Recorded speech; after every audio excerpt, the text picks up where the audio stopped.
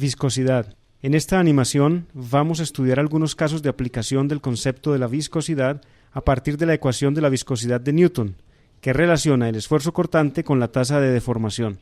Supongamos que existe un flujo viscoso entre dos láminas. La lámina inferior está fija y la otra se mueve con respecto a la inferior por acción de un esfuerzo cortante a una velocidad v.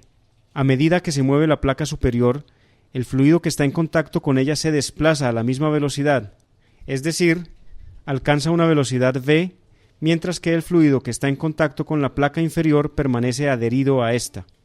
De esta manera se desarrolla un gradiente de velocidades a través del fluido, que interpretamos como una tasa de deformación con el espesor del fluido de v de y.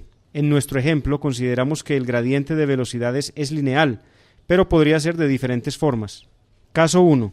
Vamos a analizar el caso de dos cilindros concéntricos separados entre sí por un espacio E, el cual se encuentra lleno de fluido.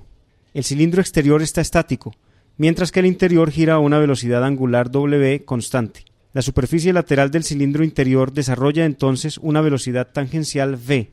A medida que el cilindro se mueve, el fluido que está en contacto con su superficie se mueve a la misma velocidad V y desarrolla el gradiente de velocidad en el espacio E. La fuerza ejercida por el fluido sobre el cilindro interior está definida por el esfuerzo newtoniano de corte multiplicado por el área de contacto del cilindro con el fluido.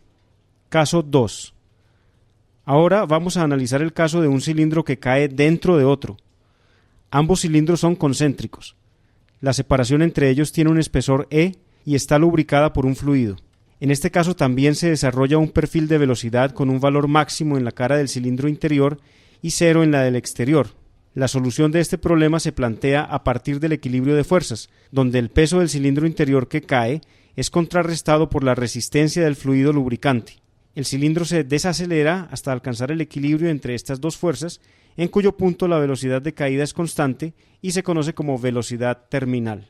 Caso 3. Finalmente vamos a analizar el caso de un disco que gira sobre una película de fluido de espesor E. Este caso es un poco diferente a los anteriores, puesto que la velocidad tangencial sobre la superficie de contacto del disco con el fluido no es un valor constante, sino que se incrementa con la distancia desde el centro del disco. Por esta razón, para encontrar la fuerza resultante, es necesario integrar los efectos de los distintos perfiles con la distancia al centro. Esperamos que estos tres ejemplos sirvan para identificar la forma como se calculan las fuerzas de corte ejercidas por los fluidos sobre superficies que están en contacto con ellos, utilizando el concepto de viscosidad.